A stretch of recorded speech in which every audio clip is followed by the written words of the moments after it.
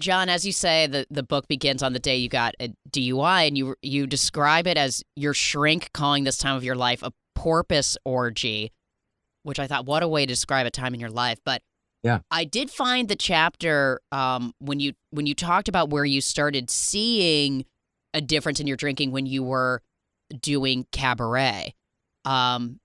And there was a night where it was like, oh, you would drink a little bit, you would have a bottle of wine, and it would be Yeah. like, oh, I'm gonna try and make it last through the entire show.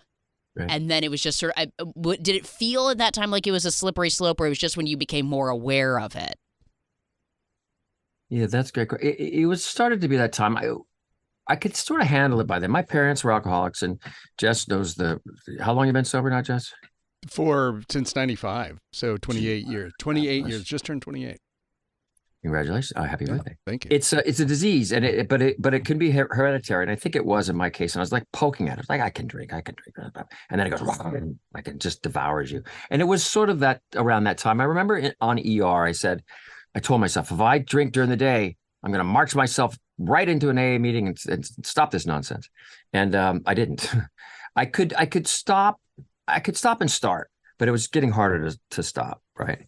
And so cabaret. Yeah. And then I did 9 after that. And that was getting, blurry. And, it was just and I talk about it. So, hopefully someone can, people will.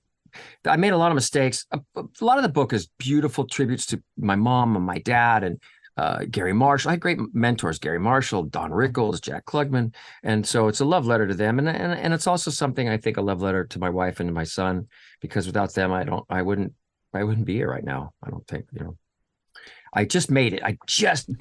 Indiana Jones, when the wall is coming down and he was running and they're shooting darts at him, and he grabs the whip and he slides right under the door, and the wall goes just barely. That was me with marriage and having a kid. I just got it in there right before the wall closed on me. The thing that I didn't realize is, the DUI, which was a massive turning point in your life.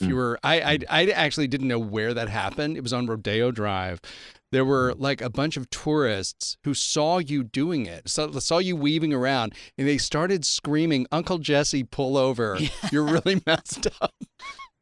Yeah, I think that's one bizarre of the in the book, right? Uncle Jesse, pull over. You're fucked up. I remember that. I remember them holding their phones out, and then that's about it. Our friend Jamie Lee Curtis the other day said, get a picture of you in handcuffs and put it on your wall in your office, and keep that there. I'm like, okay. It was a very dark, terrible time. And I wasn't the guy that I had no excuse, because I had a beautiful childhood. My parents were so kind and loving, and I became not the person that they raised. And I was disrespectful to my childhood, disrespectful to my family and friends. My friend told me, he said that my mom called him a little before she died. She said, I'm so worried about Johnny. So worried about him. But there's a happy ending. There is a happy ending and a fairy tale ending, thank God. And when I straightened up and I realized I have so much more I could be so much better, and I should be who I am. And the honesty part, that was it. I mean, when you write a book, you either try to bullshit your way through it, which I started to do. And then I realized this is not right. And I came across a thought that anything less than the truth is paralysis. And so I said, okay, that's it. I'm just going to let it go. And I did.